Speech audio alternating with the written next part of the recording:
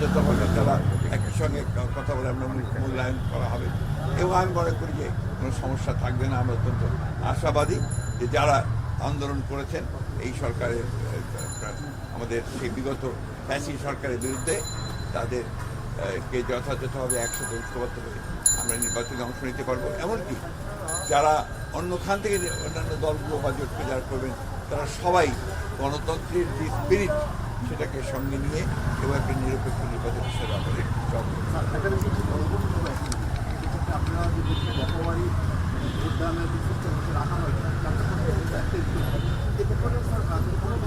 কিছুটা সমস্যা তো হবেই, এ ব্যাপারে কোনো সন্দেহ নেই। তা মনে হয় যে যদি আমরা এই বিষয়গুলো নিয়ে সবাই কাজ করি তাহলে সেগুলোকে আমরা উঠাতে সক্ষম।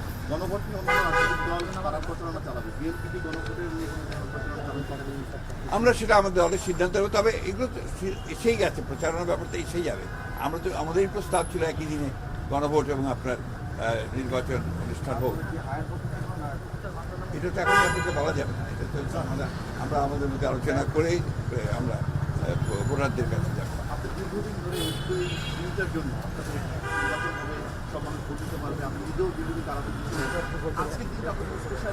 না, নিঃসন্দেহে অত্যন্ত আনন্দের দিন একটা। আমি তো সেই দিনই প্রথমে বলেছি যে আমরা আশ্বস্ত, এই কথা আমি আপনাদের কিন্তু বরাবরই বলেছি যে নির্বাচনের ব্যাপারে আমার কোনো আপনার আশঙ্কা নেই, আপনার কোনো রকমের আমি ভুগছি না যে নির্বাচন হবে কি হবে না। নির্বাচন হতেই হবে, সেটা হয়েছে, ঘোষণা হয়েছে, ইনশাল্লাহ নির্বাচন হবে। তারা হচ্ছেন শঙ্কাবাদী।